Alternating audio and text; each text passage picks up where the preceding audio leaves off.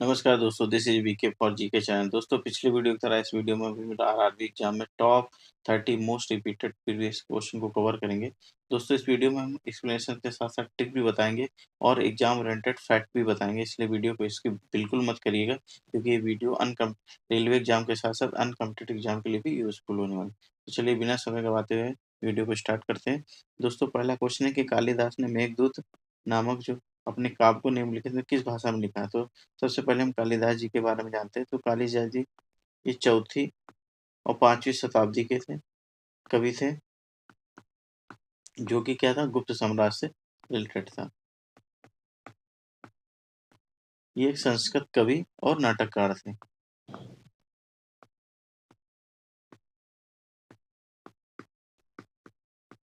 ठीक है, तो इसका जो मेघदूत है उनकी रचना है, उसमें ये किस भाषा में है, तो संस्कृत भाषा में। इसके और फैक्ट पढ़ लेते हैं। तो देखो, कालिदास गुप्त काल से 5वीं शताब्दी, संस्कृत कवि नाटककार थे। ये उज्जैन के राजा विक्रमादित्य के नवरत्नों में से एक थे। इनकी रचनाएं लिखी, हमने अन्य रचनाएं भी लिख दी हैं। अभिज्ञान शाकुंतलम ये नाटक है, विक्रमादित्य मालविका निकेतन। फिर उसके बाद महाकाव्य कौन कैसे, तो कुमार संभव रघुवंशम। और खंड काव्य क्या है, मेघदूतम ऋतु संहार, जिसमें ऋतु संहार भी बहुत इंपॉर्टेंट है। और कुमार संभव भी, इसके सारे इंपॉर्टेंट है वैसे, इसलिए बार बार इसको रिपीट करके याद कर लिया। अच्छा दोस्तों, इनका कालिदास नाम कैसे पड़ा, ये काली माता की पूजा करते थे, जिनके आशीर्वाद से इनको जो है ज्ञान प्राप्त है, इसीलिए इनको काली का दास यानी कालिदास कहने लगे। ठीक है, नेक्स्ट क्वेश्चन है कि कौन सी रचना कालिदास की नहीं है। तो देखिए, इसमें क्वेश्चन है विक्रमोर्वशीयम, ये भी हम लोग ने पढ़ा है। रघुवंशम है, अभिज्ञान शाकुंतलम है, क्या नहीं है, नीतिसार। ठीक है, तो नीतिसार के लेखक कौन थे, तो नीतिसार जो है इसके लेखक थे कामंदक। जो ये कामंदक कौन थे, तो ये चाणक्य जो थे उनके शिष्य थे। ठीक है, चाणक्य जो मौर्य साम्राज्य के थे, उन्हीं के ये शिष्य थे, तो इन्होंने नीति सार लिखी। ये भी किसमें है, तो ये संस्कृत में। किसमें है? संस्कृत में। ठीक, चलिए नेक्स्ट क्वेश्चन बढ़ते हैं। नेक्स्ट क्वेश्चन है कि पाणिनि संस्कृत के प्रसिद्ध है। तो पाणिनि के बारे में आपने पढ़ाई होगा कि इनकी प्रसिद्ध पुस्तक क्या नाम है उसका, अष्टाध्यायी, जो कि क्या है, संस्कृत के व्याकरण पर आधारित है। संस्कृत के व्याकरण, तो इसका सही आंसर क्या है, व्याकरण। चलिए नेक्स्ट क्वेश्चन बढ़ते हैं। अभिज्ञान शकुंतलम में शकुंतला का पुत्र कौन था। तो दोस्तों, ये जो इसका नाटक का है कालिदास जी, इन्होंने जो अभिज्ञान शकुंतलम है उसमें जो ये किस पे है, तो ये राजा दुष्यंत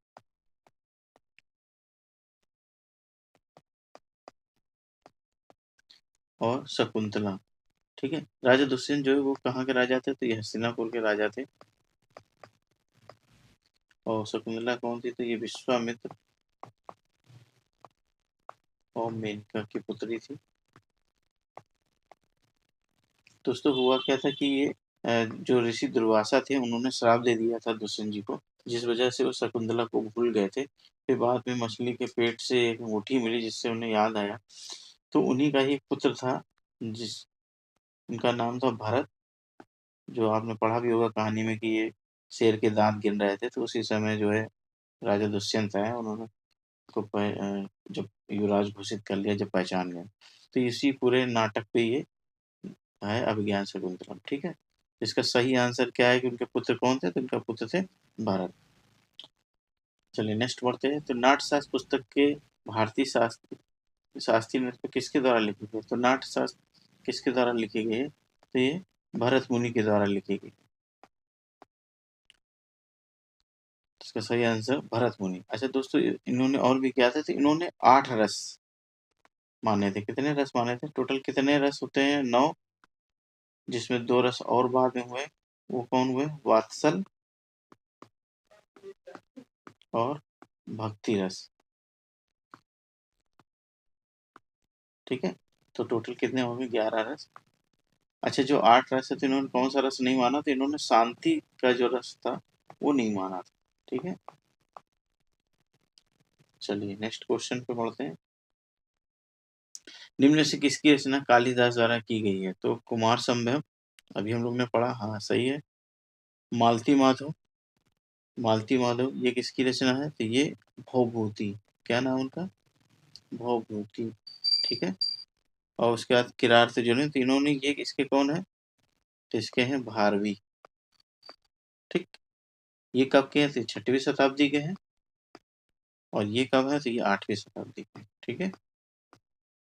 अब देखो इसमें कुरार्तजम कुमार संभव तो लिखा है, लेकिन ये नहीं लिखा था, इसलिए ये भी आंसर, तो सही आंसर इसका कुमार संभव हो जाएगा, ठीक है। चलिए नेक्स्ट क्वेश्चन पढ़ते हैं। नेक्स्ट क्वेश्चन है रघुवंश किसे, तभी हम लोग ने पढ़ा है, इसका सही आंसर क्या है? कालिदास।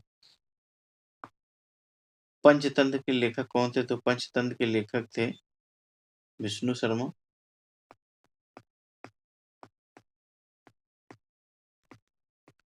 ये 300 BC से 5वीं ईस्वी तक की जो है पुस्तक लिखी गई थी। ये क्या है? ये एक एनिमल फेबल पे, क्या है? एनिमल फेबल्स पे मोरल स्टोरी है, ठीक है। ये कितने भाग है इसके? तो 5 भाग हैं। इसमें कौन कौन से भाग है? तो पहला है मित्र भेद, दूसरा क्या है? मित्र लाभ, ठीक है। काको लुकियम, जो कौवे और उल्लू की कहानी है इसमें। उसके बाद है लब्ध प्रसारम, लब्ध पड़ासा, और 5वीं है अपरिचित।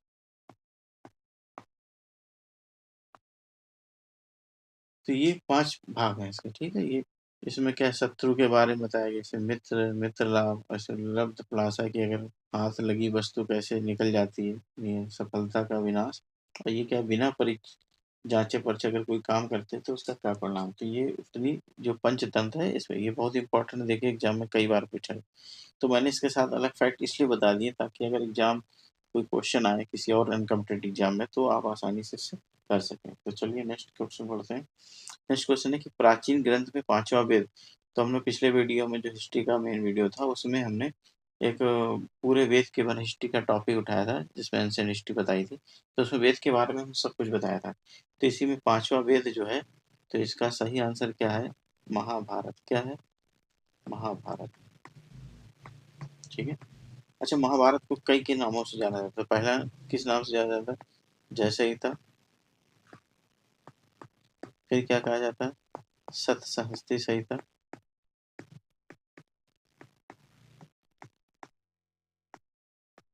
ठीक है। एक अकबर ने जब इसको वो किया था, फारसी में अनुवाद किया था अकबर ने। किसमें अनुवाद किया था? फारसी में। तो इसको किस नाम से जाना जाता था? रजमनामा। क्या नाम था उनका? रजमनामा, ठीक है। अब्दुल कादिर बयान बदायूनी ने इसका किया था। इसकी प्रस्तावना किसने की थी? तो अबुल फजल ने की थी। अगर चित्रांकन की बात करेंगे तो चित्रांकन किसने किया था? तो बसावन, बहुत इंपॉर्टेंट है ये, मुगल काल के चित्रकार थे फेमस, तो उन्होंने की थी, ठीक है। चलिए, तो और इसके फैक्ट को पढ़ लेते हैं। तो इसका सही आंसर क्या होगा? भगवत गीता। देखिए महाभारत ये क्या है, युद्ध 18 दिन चला। इसको पंचम वेद, जय संहिता, भारत शास्त्र, और एक और मैंने बताया था क्या? रजनामा, ठीक है। भीष्म पर्व में ही क्या है, भगवत गीता के बारे में बताया गया। इसमें कितने पर्व? 18 पर्व है। अवतारवाद का सर्वप्रथम कहाँ मिलता है? तो भीष्म पर्व, जो कि किस पर्व में? 6ठे पर्व में है। इसी में भगवत गीता के बारे में बताया गया। सबसे बड़ा पर्व क्या है? तो शांति पर्व है। और सबसे छोटा पर्व क्या है? महाप्रस्थानी पर्व, ठीक है। तो हमने देखिए इस क्वेश्चन के जरिए कई फैक्ट बता दिए ताकि अगर एग्जाम में आए तो आप कर सके। इस ऑप्शन में रामायण भी था, तो रामायण के बारे में भी पढ़ लेते हैं। रामायण क्या है? आदि महाकाव्य। महाभारत के बाद इसका सबसे बड़ा महाकाव्य है। महाभारत और रामायण को क्या कहते हैं? आर्ष महाकाव्य कहते हैं। अच्छा, रामायण कब लिखी गई? तो त्रेता युग में लिखी गई। महाभारत कब लिखा गया? तो द्वापर युग में लिखा गया। इसको किस नाम से कहते हैं? तो चतुर्विंशति सहस्त्री संहिता। जबकि उसको क्या कहते थे? सत सहस्त्री संहिता। इसमें कितने कांड है? 7 कांड है। उसमें कितने पर्व थे? 18 पर्व थे। सबसे छोटा कांड कौन सा है? तो किष्किंधा कांड। और सबसे बड़ा कांड क्या है? तो बाल कांड। ठीक है। अच्छा, रामायण को तमिल भाषा में भी अनुवाद किया गया था। उसको किसने किया था? तो उसको एक कवि कुम्मन थे, कवि कुम्मन, जो कि एक चोल शासक,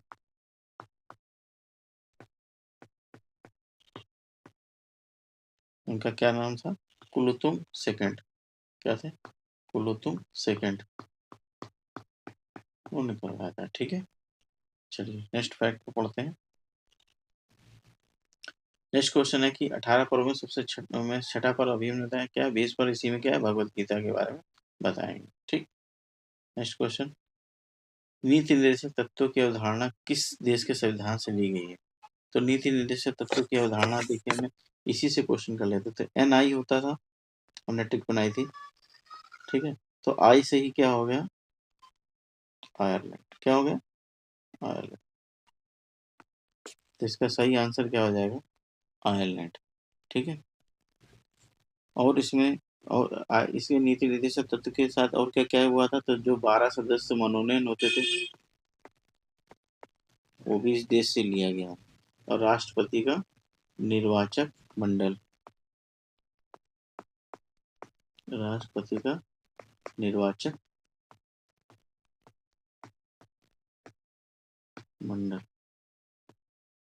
एवं पद्धति। ठीक है। ये कहाँ से ली गई है? तो नीति निर्देशक तत्व जो है आयरलैंड से, उसी से सारे फैक्ट हो गए। ठीक। चलिए नेक्स्ट क्वेश्चन बढ़ते हैं। नीति निर्देशक तत्व के बारे में कुछ और बता दें। तो आर्टिकल 36 से 51 है, और इसमें कितने पूरा? तो भाग 4 तक। ठीक है। तो में वर्णित वे मार्गदर्शक सिद्धांत है जो राज्य सरकार में सामाजिक, आर्थिक और राजनीतिक, इंपॉर्टेंट है, सुनिश्चित करके एक लोक कल्याणकारी राज्य की स्थापना का निर्देश करते हैं। ठीक है। ये न्यायालय द्वारा सीधे लागू नहीं है, लेकिन शासन में मूलभूत है। ये क्या है? Non justified. अच्छा, ये इसमें ऑस्टिन थे, उन्होंने इसके बारे में बहुत अच्छी बात बताई थी। ये क्या थी? नीति निर्देशक तत्व क्या है? ये राज्य की आत्मा, राज्य कल्याण की आत्मा। ठीक है।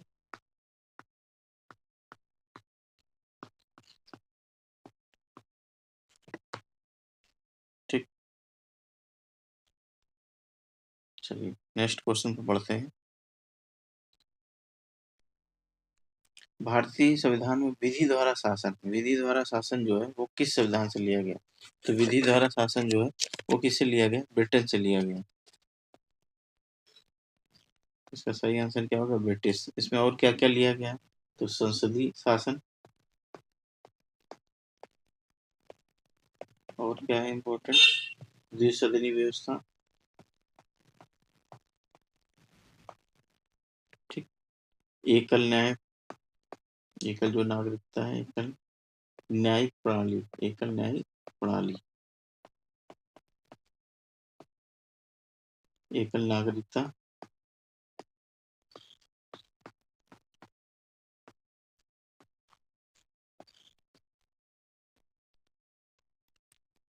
और क्या? विधि निर्माण की प्रक्रिया। क्या है? विधि निर्माण की प्रक्रिया।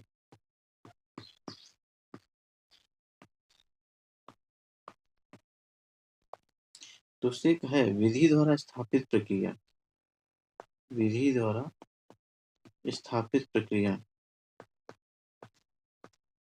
वो किस देश से लिया गया? तो इसका सही आंसर क्या है? जापान। क्या है? जापान। ठीक है। इसमें अक्सर कंफ्यूजन हो जाती है, इसलिए याद रखिएगा। विधि शासन, विधि निर्माण की प्रक्रिया, ये क्या है? ब्रिटिश। लेकिन विधि द्वारा स्थापित प्रक्रिया, तो ये क्या है? जापान। ठीक है। चलिए नेक्स्ट क्वेश्चन बढ़ते हैं।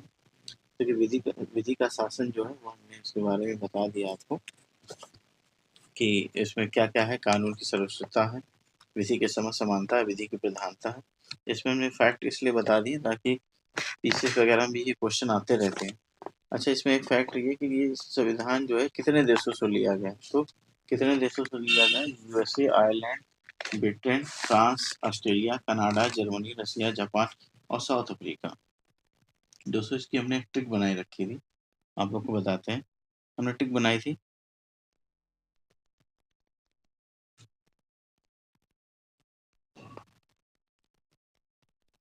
दोस्तों टिक थी कि आज अकबर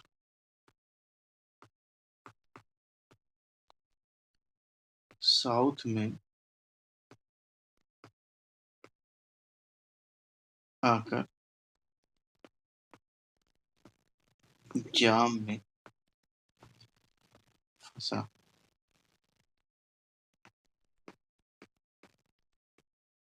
ठीक है दोस्तों, तो आज से क्या हो जाएगा? आयरलैंड क्या हो जाएगा? आयरलैंड। और जा से क्या हो जाएगा? जापान। ठीक है, फिर आ से क्या हो जाएगा? अमेरिका। का से क्या हो जाएगा? कनाडा। बा से क्या हो जाएगा? ब्रिटेन। यहाँ से क्या होगा? रसिया यानी कि रूस। साउथ से साउथ अफ्रीका में जो है ये साइलेंट है, यहाँ पर भी में साइलेंट है। फिर आ से क्या हो जाएगा? ऑस्ट्रेलिया। और जाम से क्या हो जाएगा? जर्मनी। और फा से क्या हो जाएगा? फ्रांस। ठीक है दोस्तों, इससे रिलेटेड जो इसमें किस किस संविधान से क्या क्या लिया गया है उसका हम एक जो टॉपिक वाइज वीडियो बनाएंगे तो उसमें सब कवर करेंगे, क्योंकि अगर इसमें कवर करेंगे तो वीडियो बहुत लंबी हो जाएगी। तो आप लोग जुड़े रहिएगा, सब्सक्राइब कर लीजिएगा ताकि आपको जो है वो वीडियो फिर से मिल सके। ठीक है दोस्तों, नेक्स्ट क्वेश्चन है कि भारतीय संविधान में शामिल स्वतंत्रता और समानता और बंधुत्व किस देश के संविधान से लिए गए? तो दोस्तों पहले तो हम इसके बारे में बता दें कि ये फ्रांस की एक क्रांति थी। ठीक है, फ्रांस की क्रांति थी।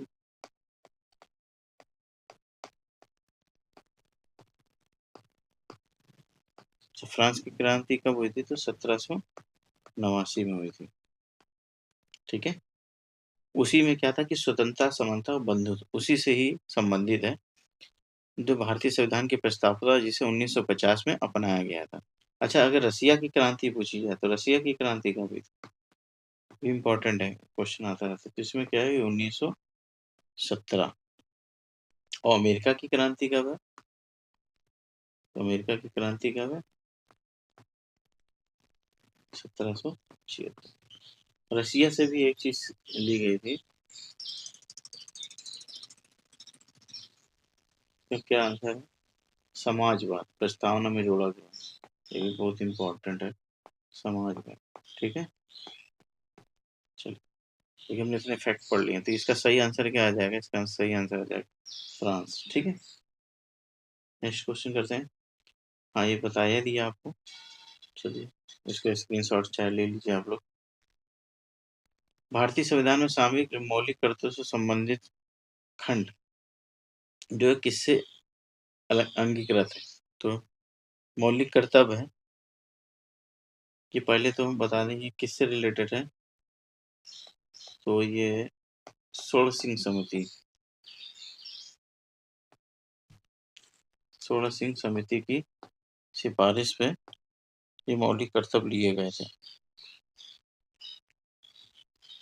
ठीक है, तो इसका सही आंसर इसी क्या है? तो यूएसएसआर है, यहाँ से लिया गया था। चलिए नेक्स्ट वीडियो में बढ़ते हैं। सोलह सिंह की समिति की सिफारिश हो जाएगा, ये कानूनी रूप द्वारा बाध्यकार नहीं लेकिन नैतिक रूप से पालन करना योग्य है। इन्हें कब जोड़ा गया है? तो 42वें संविधान में 51 का जो भाग 4 का में ये जोड़ा गया।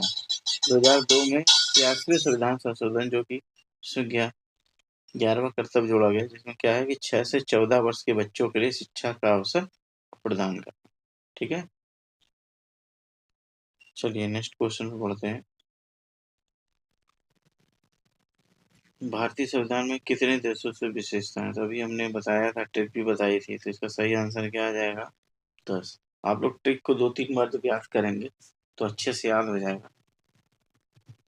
चलिए नेक्स्ट क्वेश्चन है कि भारतीय संविधान में प्रदत्त न्यायपालिका की स्वतंत्रता एवं न्यायिक समीक्षा में अंगीकृत है। तो ये किससे रिलेटेड है? तो ये यूएसए से है। किससे है? यूएसए में। यह न्यायपालिका की वह शक्ति है जिसके द्वारा विधायिका द्वारा बनाए गए कानूनों और कार्यपालिका के निर्णयों की संविधानता की जांच होती है। किसकी जांच होती है? संविधानता की जांच होती है। ठीक है। अब जब जांच होती है तो कई इससे क्या क्या रिलेटेड है? तो आर्टिकल 13 जो मौलिक कर्तव्यों के असंगत कानून को शून्य होंगे, ये उसके बारे में बताया गया। फिर आर्टिकल क्या है? 32 है, जिसके माध्यम से कितनी 5 रिटें दायर होती। उसके बाद क्या है? आर्टिकल 226 है, इसमें तो सुप्रीम कोर्ट है। कौन है? सुप्रीम कोर्ट जारी करता है। और 226 में कौन करता है? तो high court.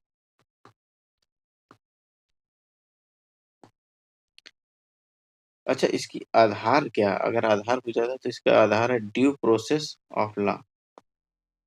Due process of law, जो विधि की यथोचित प्रक्रिया है। ठीक है। जो ये आर्टिकल 32 में जो 5 रिट हैं, इससे क्वेश्चन बहुत आते हैं। इसलिए आप अगर इसको अच्छे से तैयार कर लेंगे तो मेरे हिसाब से सारे क्वेश्चन आसानी से हो जाएंगे। तो इसके लिए भी हमने ट्रिक बनाई थी। ट्रिक क्या थी? बहुत अच्छी ट्रिक है। HP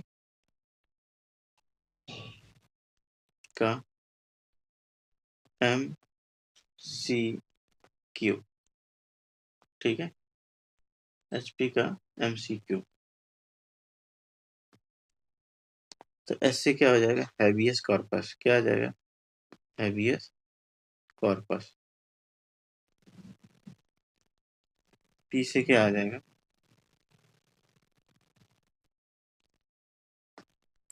prohibition. M से क्या आ जाएगा? तो मैंडेमस।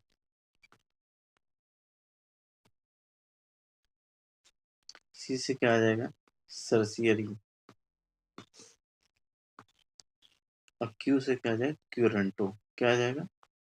क्यूरंटो। ठीक है। अच्छा, इसको हिंदी में भी बोलते थे। हिंदी का भी हमने ट्रिक बनाए रखी थी इसी के क्रम पे। हिंदी की ट्रिक क्या थी?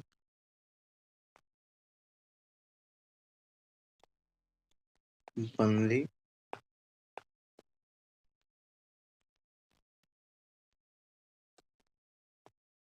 पति का प्रेम प्रसंग इच्छा।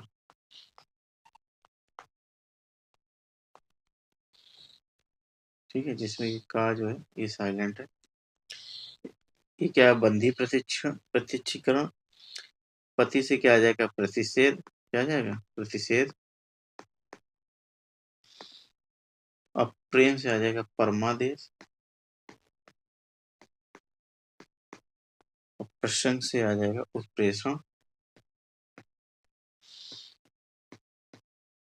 और इच्छा से आ जाएगा अधिकार पक्ष।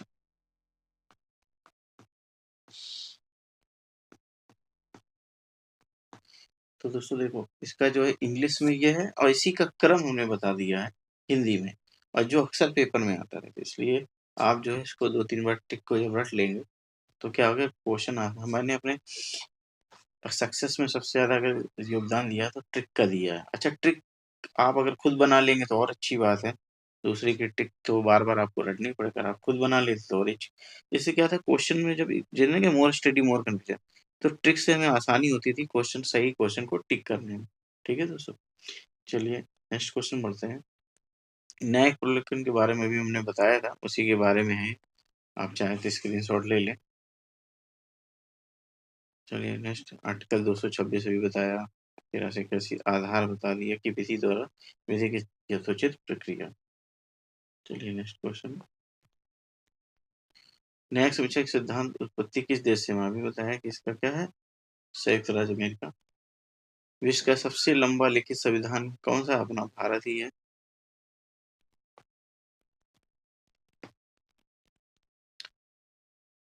इसमें क्या है कि केंद्र राज्य द्वारा विधायी संबंध के पहलू हैं, तो इसका सही आंसर क्या है? केंद्र और राज्य के विधायनों का क्षेत्रीय विस्तार, हाँ है। विधायी विषयों का वितरण है। राज्य क्षेत्र में संसदीय विधायन, ठीक है। राज्य विधायन पर केंद्र का नियंत्रण, तो इसका सही आंसर क्या आ जाएगा? चारों हो जाएंगे। तो नेक्स्ट क्वेश्चन है कि 1947 से पहले 26 जनवरी को क्या कहा जाता था? तो 26 जनवरी, ये आपने याद किया होगा, 26 जनवरी 1930 क्या हुआ था? रावी नदी के किनारे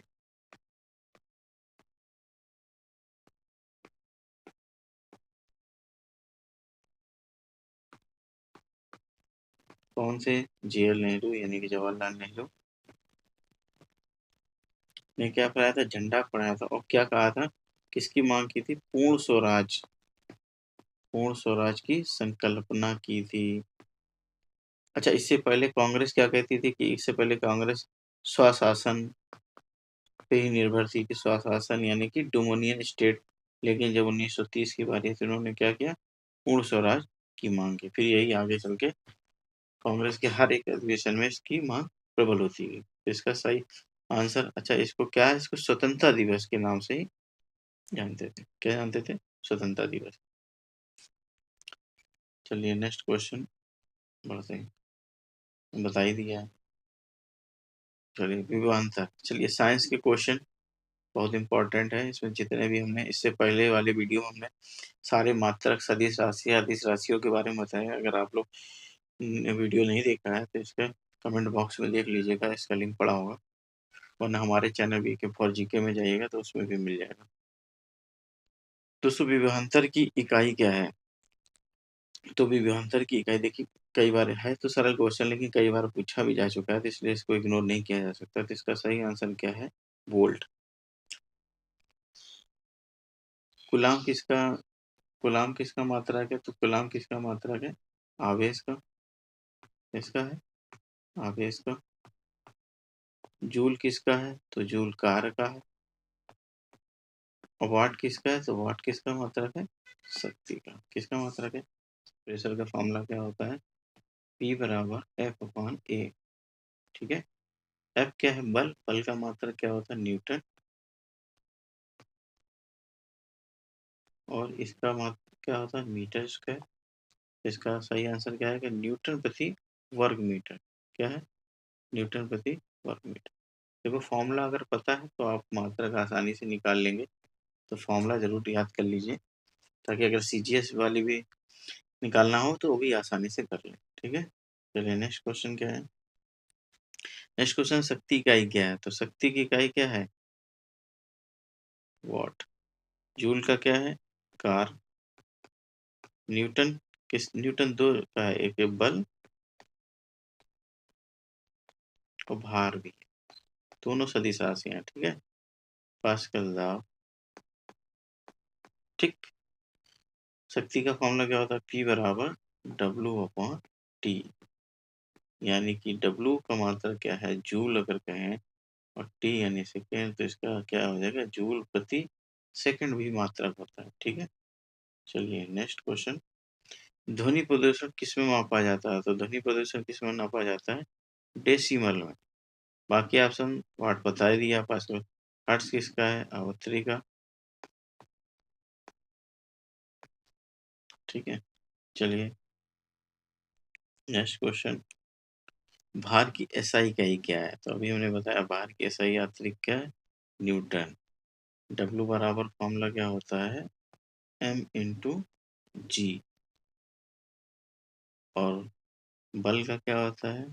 यानी फोर्स बराबर M/A। तो जो A और G का वही फर्क है, जबकि दोनों के मात्रक सेम है, तो इस वजह के बल और भार का मात्रक सेम हो जाता है। ठीक है। तो भार का मात्रक क्या होगा? न्यूटन। किलोग्राम पता ही है, जब मान ग्राम CGS में डाइन। ठीक है। चलिए नेक्स्ट क्वेश्चन,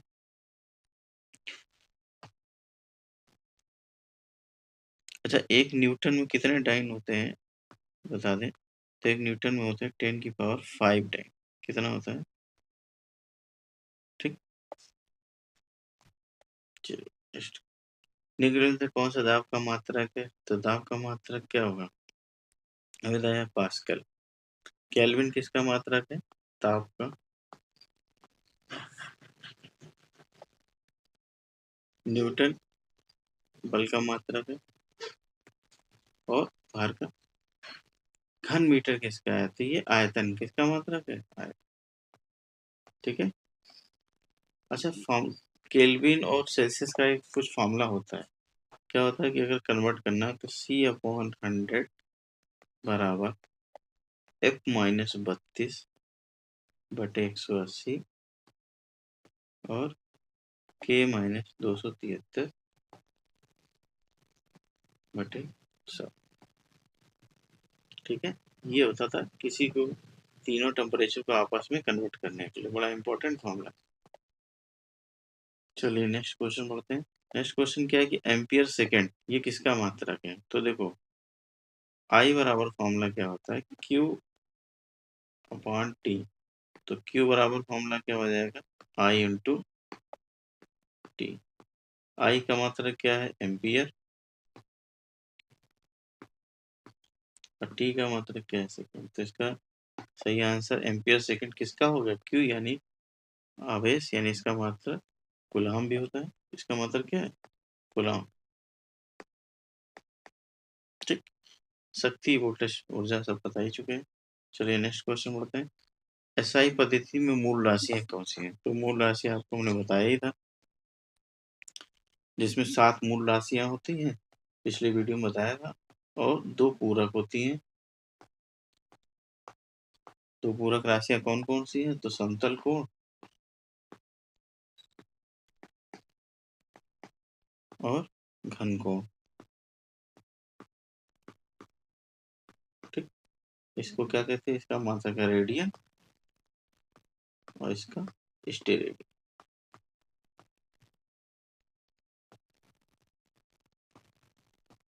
ठीक। तो इसमें क्या है, लंबाई, द्रव्यमान, समय, आयतन नहीं है, ठीक है, त्वरण नहीं है, तो है ही नहीं। चलिए इसका सही आंसर क्या आ गया, लंबाई, द्रव्यमान, समय। चलिए नेक्स्ट क्वेश्चन बढ़ते हैं। भार की एसआई इकाई अभी हम लोग ने बताया, इसकी एसआई किसके बराबर है, बल के बराबर, क्योंकि एग्जाम में पूछा भी जा चुका है, इसलिए हम ऑप्शन को ज्यादा ध्यान देते हैं ताकि हमारा क्वेश्चन हमेशा के लिए अच्छे से फैक्ट से तैयार हो सके। नेक्स्ट क्वेश्चन है कि न्यूटन प्रति वर्ग मीटर ये किसकी इकाई है, अभी इससे पहले बताया था, न्यूटन प्रति वर्ग मीटर, ठीक है।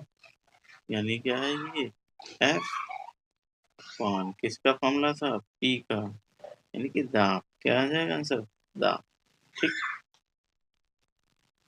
दोस्तों ये क्वेश्चन हमने आप लोग को होमवर्क के लिए दिया है, आप इसका सही आंसर जो है कमेंट बॉक्स में जरूर दें। दोस्तों इस वीडियो में हमने ट्रिक और फैक्ट दोनों पढ़े हैं, और नेक्स्ट वीडियो में भी हम इसी तरह लाएंगे, और भी ट्रिक बताएंगे और फैक्ट बताएंगे। दोस्तों आप लोग, अगर आपको ये वीडियो अच्छा लगा हो तो उसे लाइक सब्सक्राइब जरूर करें, और अपने उन दोस्तों से जरूर शेयर करें जो कॉम्पिटिटिव एग्जाम की तैयारी कर रहे हैं। दोस्तों हमने अपने सक्सेस में अगर कोई चीज़ चेंजमेंट की तो बस यही चेंजमेंट की कि मैंने प्रीवियस ईयर के क्वेश्चन पे बहुत फोकस किया, और उन्हें सिर्फ एक ये नहीं कि टिक कर दिया बस, उससे रिलेटेड जितने भी फैक्ट हैं उनको डीप पढ़ा, ताकि देखो होता क्या है कि एग्जामिनर हर बार वही रिपीट क्वेश्चन नहीं करेगा, वो क्या करेगा उसी ऑप्शन से या उससे जो और फैक्ट होंगे उसी से रिलेटेड क्वेश्चन, यहाँ तक कि अगर आप शिफ्ट 1 में देखोगे वही क्वेश्चन आएगा, शिफ्ट 2 में उसी से रिलेटेड दूसरे फैक्ट से आ जाएगा क्वेश्चन। तो दोस्तों हम यही कहेंगे एक बड़े भाई के नाते कि आप प्रीवियस ईयर के क्वेश्चन पे बहुत फोकस करें, रोज 1 घंटा से प्रीवियस ईयर क्वेश्चन को देखें, और उसके जितने फैक्ट उसको एक जगह कॉपी में नोट करें, उसको बार बार रिवाइज करें। दोस्तों स्मार्ट स्टडी बहुत ज़रूरी है, अगर आप स्मार्ट स्टडी करेंगे तो आपके लिए बहुत यूजफुल होगा, वरना गधों की तरह मेहनत तो सब लोग कर रहे हैं, आपको गधे की तरह मेहनत नहीं करना, आपको स्मार्ट स्टडी करना है, ठीक है, तभी आप सफल हो जाए। चलिए मिलते हैं नेक्स्ट वीडियो, तब तक के लिए सुबह का जय हिंद।